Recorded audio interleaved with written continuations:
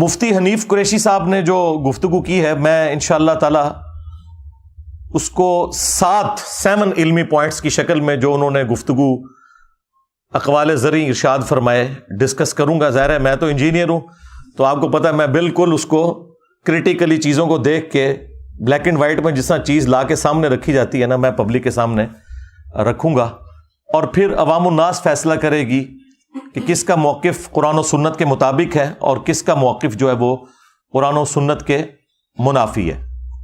ایک شخص جو ہمیں بڑا سمجھ آتا ہے کیونکہ بڑے دلائل بولتا ہے، لوگوں کو انوائٹ کرتا ہے اور بڑی اچھی انجینئرنگ کر لیتا ہے، وہ کتاب ساری اس کے سامنے رکھی ہوئی ہے، لوگوں کو انہی کی کتابوں سے جواب دیتا ہے. انجینئر محمد علی مرزا صاحب جو دعوے وہ کر رہے ہیں اس پہ آپ کا کوئی جواب بنتا تو ہے؟ آپ کا کیا کہنا ہے؟ جو موقف جو رائے وہ دے رہے ہیں آپ کے حوالے سے اور پھر ایک پروگرام کو کوٹ بھی کر رہے ہیں، اس پہ آپ خاموش رہیں گے؟ جس چیز کو لے کر مرزا صاحب نے ابھی بوال کھڑا کیا ہے وہ یہی ان کی پرانے کی سپٹی چیزیں ہیں، صوفیاء کرام کے جو شدیات ہیں. تو صوفیاء کرام کا جس طرح داتا علی اجمیری ہیں، حضرت بایزید بستامی ہیں، جناب حضرت معین الدین چشتی اجمیری ہیں، اس قسم کی جو ہستیاں ہیں، تو ان کا اسلام کے لیے کام کرنا، ان کے ہاتھوں پر ہزاروں لوگوں کا اسلام قبول کرنا، یہ تواتر سے یہ چیز ثابت ہے. دوسری طرف ہے کہ ان کی کسی منسوخ ان کے نام پہ ایک کتاب ہے اور اس کتاب میں کوئی ایسی ورڈنگ ہے کہ جو قرآن و سنت کے یا تقدیس الہیہ یا شان رسالت کے خلاف ہے.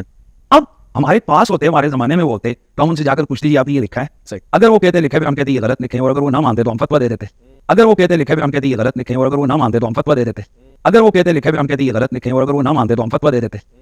ٹھیک ہے، لیکن اب چونکہ ہمارے پاس کوئی اویلیبلٹی نہیں ہے کہ بھائی ہم ان صوفیاء کو جا کر پوچھیں گے، ان سے پوچھیں کیسے، اب اس کے لیے ہم ایک اپنا موقف رکھیں گے. وہ کہیں گے پہلی بات یہ کہ یہ ان کے ملفوظات جو ان کی اپنی کتابیں بھی نہیں ہیں، ملفوظات میں آئی ہوئی چیزیں، یہ کسی رائٹر کی کچھ چیز ان کے اندر ڈال دی، اور اگر ان کی اپنی کتاب ہے تو اس کے لیے ہم یہ تعویل کریں گے کہ بھئی یہ شاید ان کی کتاب میں کسی کا ادراج ہو گیا ہے، یا رائٹر سے لکھتے ہوئے غلطی ہو گئی ہے، کاتب سے لکھتے ہوئے غلطی ہو گئی ہے، کوئی قرآن حدیث تو نہیں، ہاں تو یہ اس وجہ سے وہ لفظ غلط آ گئے، کسی چیزیں نہیں وہ آ گئی.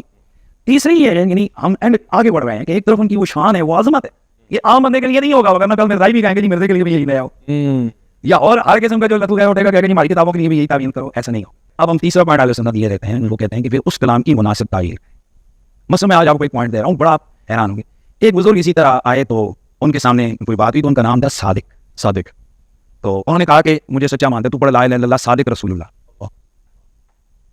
تو بندے نے جناب پڑھ لیا، تو جو اس وقت کے بہت بڑے عالم بھی تھے، اللہ کے ولی بھی تھے، ان کے پاس گئے کہ وہ بندے نے تو یہ کلمہ پڑھا لا الہ الا اللہ صادق رسول اللہ، ہنس پڑے. نے کہا اللہ کے بندے، وہ بندہ امتحان کے طور پر وہ دیکھنا چاہ رہا تھا کہ اس بندے کا علم کتنا ہے، یہ اصل میں تکلیف ہوئی ہے کلام کے اندر، اور یہ لا الہ الا اللہ رسول اللہ صادق کو مبتدا خبر بنائی اور خبر کو مبتدا بنایا. اس کے علاوہ اور بہت ساری جو ہے نا وہ تعویلات ہیں. مثلا یہ جو مرزا صاحب جو ہے نا اپنی انہوں نے بنائے ہوئے لوگوں کو کہتے ہیں کہ میرا جھنڈا لوائی اعظم من لوائی محمد، میرا جھنڈا محمد صلی اللہ علیہ وسلم کے جھنڈے سے بڑا ہے. ٹھیک ہے، اب اصل میں یہاں یہ بیٹ پہ نہیں جا رہے کہ یہ صوفیاء ایک ٹرم کے تحت یہ لفظ بول رہے ہیں. ٹرم کیا ہے؟ وحدت الوجود. یہ خاص کیفیت ہے، جذب کی خاص کیفیت ہے، یہ کوئی عام بات نہیں ہے، اور یہ حدیث سے ثابت ہے. وہ حدیث میں ہے کہ ایک آدمی جو ہے نا وہ اس کا گیا، وہ صحرا میں سفر کر رہا تھا، تو اس کا سامان گھوڑے پر رکھا ہوا تھا، وہ گھوڑا جو ہے نا وہ لیٹ گیا، جب جاگا تو گھوڑا غائب تھا. اس نے کہا بھائی وہ موت کا انتظار کر کے لیٹ گیا، اتنی دیر میں دیکھا گھوڑا سامنے کھڑا تھا. تو فرمایا کہ اٹھ کر یہ کہہ دیتے کہ اللہ تو میرا بندہ اور میں تیرا رب ہوں. خوشی میں یہاں تک ہو گئے. اب بتائیں کہ رسول اللہ صلی اللہ علیہ وسلم نے وہاں پر تو فتویٰ نہیں دیا کہ وہ کافر ہو جائے گا، اور اس کے لیے حدیث شریف میں موجود ہے کہ اللہ کے نبی صلی اللہ علیہ وسلم نے فرمایا کہ 3 لوگ وہ ہیں کہ جن سے کوئی گرفت نہیں ہے. ایک بچہ جب تک بالغ نہ ہو جائے، ایک سوئے ہوئے جب تک جاگ نہ پڑے، اور ایک معتوف یعنی جس کے عقل میں کوئی کمزوری ہو جب تک کہ وہ تندرست نہ ہو جائے. تو جسے عام بیماری لگ جائے عقل کی، تو اس سے اگر کوئی کلمہ صادر ہو جائے، اس حالت میں اس پر قابل گرفت وہ چیز نہیں ہے. میں اس کی طرف آ رہا ہوں. لیکن اگر کوئی جذبے عشق الہی میں اس کی لوہے دماغ چٹک گئی ہو، اس سے اگر اس قسم کا کوئی غلط کلمہ جو ہے نا وہ صادر ہو جائے تو اس کی تعویل کریں گے. اب میں اس کی تعویل کر رہا ہوں جو ہے نا لوائی اعظم من لوائی، میرا جھنڈا محمد کے جھنڈے سے بڑا ہے. صوفیاء یہ کہتے ہیں کہ یہ جس طرح حضرت موسیٰ علیہ السلام طور پہ گئے تو وہاں درخت میں سے آواز آئی انی انا اللہ رب العالمین. تو اللہ تعالیٰ بوٹے سے بول سکتا ہے، زبان ولی سے نہیں بول سکتا. اللہ، یعنی آپ کہہ رہے ہیں کہ ہم یہ کہہ رہے ہیں کہ جب حدیث موجود ہے کہ میرا بندہ جب نوافل پڑھتا ہے تو میرے اتنے قریب ہوتا ہے، میں اس کی زبان بنتا ہوں جس سے وہ بولتا ہے. تو اب یہ زبان بایزید کی نہیں تھی، زبان ان کی ایک نام رائی ہو رہا ہے، اور وہ کہہ رہے ہیں میرا جھنڈا محمد کے جھنڈے سے بڑا ہے. یہ تعویل ہے، جس کے پیچھے پورا ایک علم ہے، پورے ایک فن ہے، اور آپ اٹھ کے کھڑے ہو گئے ہیں اور کچھ اسکول اور کالج کے لڑکوں کو آپ جناب گمراہ کری جا رہے ہیں اور قوم کو کافر کافر کافر کہہ رہے ہیں. تو میں اس پہ یہ دعوت دینا چاہتا ہوں کہ مرزا صاحب ہاں کریں، وہ یا تو 1-2 لوگوں کے ساتھ پڑھنی میرے پاس آ جائیں، صحیح، یا میں 1-2 لوگوں کے ساتھ جیل ان کے پاس آ جاتا. دن اسی دن ہم متعین کر لیں گے کہ ہم مناظرہ کس دن کرتے ہیں. آپ چلیں گے مناظرہ نہ کریں، مطلب سے مباحثہ کر لیں، مکالمہ کر لیں، ٹھیک ہے. اب آ جائیں، بیٹھ جائیں. آپ سوال کریں ہم جواب دیں گے, پھر ہم سوال کریں گے ہم جواب دیں, اور اس میں ہمارا پتا ہوتا ہے جی چلیں نظامت آپ کر لیں اس میں, یعنی تاکہ وہ جو روک رکاوٹ والی بات ہے وہ آپ کر لیں کہ جی ہاں مفتی صاحب آپ اس کا سوال کا یہ جواب آپ دے دیں, جی میرے سے سوال ہے یہ سوال ہم یہ جواب دیں, ٹھیک ہے, تاکہ جھگڑا نہ ہو, چاہے وہ 2 گھنٹے چل رہے ہیں, 5 گھنٹے چل رہے ہیں, 10 گھنٹے چل رہے ہیں, جو بھی ہے قوم کے سامنے سارا کچھ جو ہے نا وہ بچہ بچی سامنے نکل آئے گا, قوم کے سامنے سارا کچھ جو ہے نا وہ بچہ بچی سامنے نکل آئے گا, قوم کے سامنے سارا کچھ جو ہے نا وہ بچہ بچی سامنے نکل آئے گا, دیکھ لیں گے, قوم بھی دیکھ لے گی. علمی پوائنٹ نمبر 1, مفتی صاحب نے فرمایا کہ انجینئر صاحب جو ہیں وہ کروڑوں لوگوں کو گستاخ رسول اور ختم نبوت کا منکر اور کافر ڈکلیئر کرتے ہیں, اور علماء کی بے حرمتی کرتے ہیں ان عقائد اور نظریات کی بنیاد کے اوپر. آپ اندازہ کریں وہ بریلوی جنہوں نے باقی تمام مکاتب فکر کے کروڑوں لوگوں کو گستاخی کے نیزے کی نوک پہ لیا ہوا تھا پچھلے 100 سال سے, آئیں نہ قابو میرے فرعون. ہاں, اب ان کو اس ہیٹ کا اندازہ ہوگا.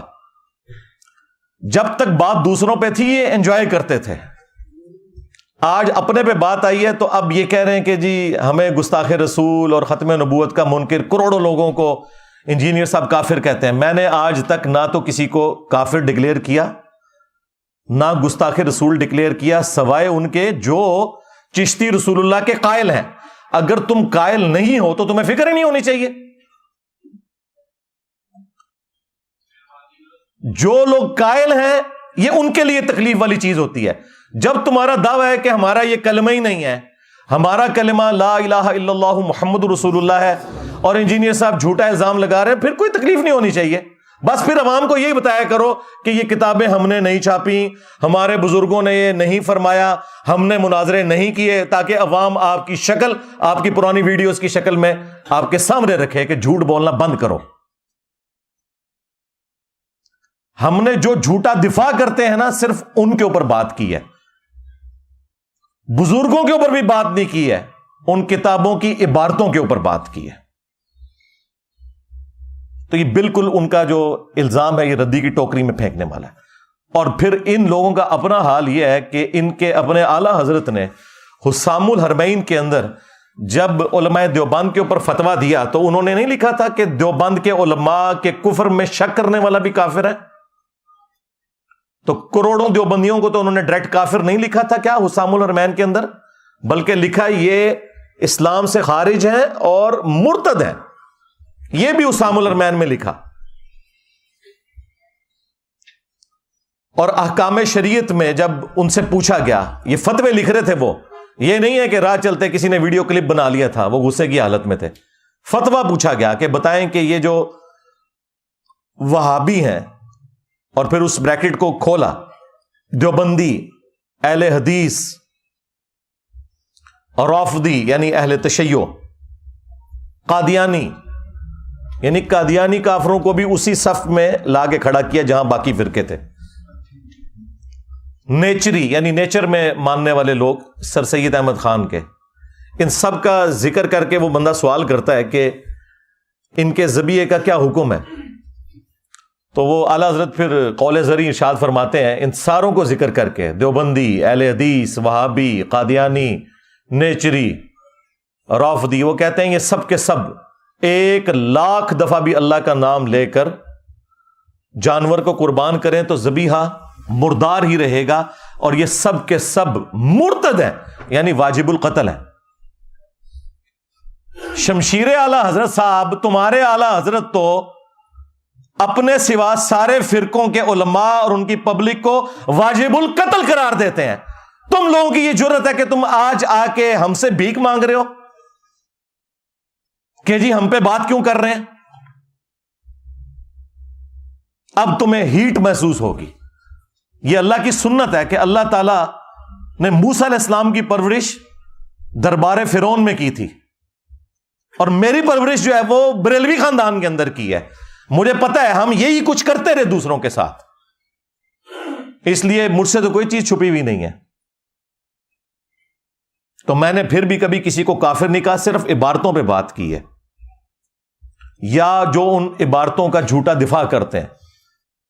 عام بریلوی, دیوبندی, اہل حدیث, شیعہ کو کبھی بھی کافر نہیں کہا, ان کے بڑے علماء کو بھی کبھی کافر نہیں کہا. اعلی حضرت میرے سوا کوئی اور بولتا ہے ادر دین بریلوی؟ میں ہی بولتا ہوں نا، تو رسپیکٹ کے ساتھ ہی نام لے رہا ہوں نا. اور پھر اعلی حضرت کے جو ملفوظات ان کے اپنے بیٹے نے جمع کیے، جو پہلی جلد ہے اس کو تو اعلی حضرت نے خود پڑھا ہوا ہے ملفوظات کی، اور اس کی شان میں ربائی لکھی ہوئی ہے، اور وہ ملفوظات کے اینڈ پہ پرنٹ ہوئی ہوئی ہے. مفتی اعظم ہند مصطفیٰ رضا خان نوری، یعنی جو انڈیا میں بریلویوں کے مفتی اعظم، 1981 میں ان کی ڈیتھ ہوئی ہے، جن کی وہ مشہور زمانہ نعت ہے، تو شمع رسالت ہے عالم تیرا پروانہ. انہوں نے یہ ملفوظات جمع کیے ہیں. 3 سوال ہوئے ہیں اعلی حضرت سے. پہلا سوال ہوا ہے کہ کیا وہابی دیوبند اور اہل حدیث کے پیچھے نماز پڑھ سکتے ہیں یا اپنی علیحدہ پڑھیں؟ انہوں نے کہا کہ نہ ان کی نماز نماز ہے، نہ جماعت جماعت ہے. دوسرا سوال ہوا کیا ان کی مسجد میں نماز پڑھ سکتے ہیں؟ تو جواب دیا کفار کی مسجد مثل گھر کے ہے، عام گھر والی اس کی ایک تقدس والا معاملہ ہوگا، مسجد والا تقدس نہیں ہوگا. کفار کی مسجد. یہ نیو ٹی وی پہ بیٹھ کے کہہ رہے تھے ہم نے کبھی ایک دوسرے کو کافر نہیں کہا، یہ ڈائریکٹ لکھا ہوا ہے کفار کی مسجد. خیر اعلی حضرت نے یہ بھی غلط لکھا، کفار کی تو مسجد ہوتی نہیں ہے، کفار کی عبادت گاہ لکھنا چاہیے تھا. ہاں اعلی حضرت سے بھی بڑے اعلی حضرت موجود ہیں نا جو ان کی غلطیاں پکڑتے ہیں، ان سے سیکھ کے. کفار کی مسجد نہیں ہوتی، کفار کی عبادت گاہ ہوتی ہے. ورنہ قادیانیوں کو مسجد کیوں نہیں لکھنے دیتے یہ لوگ؟ اسی لیے کہ ان کا موقف ہے کہ وہ کافر ہیں، تو ہم انہیں مسجد نہیں لکھنے دیں گے، وہ بیت الحمد لکھتے ہیں.